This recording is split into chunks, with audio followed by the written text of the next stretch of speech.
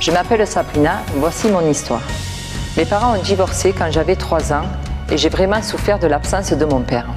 À l'âge de 15 ans, j'ai rencontré celui qui allait devenir plus tard mon mari. Il fréquentait une église évangélique et je l'ai donc accompagné plusieurs fois là-bas. J'ai très vite constaté que les chrétiens de cette église avaient quelque chose que moi je n'avais pas. Et j'ai eu envie de savoir ce qui les rendait différents. J'ai alors commencé à fréquenter cette église et là, le message de la Bible a touché mon cœur. J'ai compris que Jésus m'aimait et qu'il voulait prendre soin de moi. Il m'a comblé de son amour, un amour que je n'avais jamais connu. J'ai donc décidé de lui donner toute ma vie et de le suivre. Plus tard, à l'âge de 27 ans, j'ai vécu un miracle.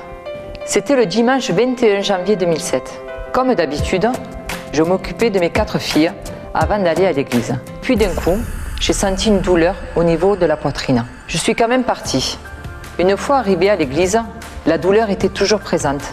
J'étais au fond de la salle et toute l'église chantait. À un moment donné, j'ai voulu ramasser un jouet d'un enfant. Et quand je me suis relevée, j'ai vu plein de taches. Et là, trou noir. Quand on est venu pour me relever, j'étais morte. Il y avait dans l'auditoire 2 cardiologues qui m'ont fait les gestes de premier secours pendant 35 minutes. Quand les pompiers sont arrivés, j'ai reçu 4 électrochocs. Et c'est seulement au 4e que les médecins ont commencé à sentir mon pouls. J'ai été amenée en réanimation et là, on a dit à mon mari et à mes parents que si par miracle je me réveillais, je serais un légume. Mais mon mari croyait que Dieu était capable de faire un miracle. Les chrétiens de mon église ont prié et Dieu les a exaucés. À 15h30, je me suis réveillée. Après plusieurs examens, je n'avais absolument aucune séquelle. Et les médecins ont même inscrit dans mon dossier médical la mention « ressuscitation » pour reconnaître que j'avais été ramenée à la vie. Au travers de cette expérience, j'ai une fois de plus réalisé la puissance et l'amour de Dieu. Jésus a dit « Je suis la résurrection et la vie.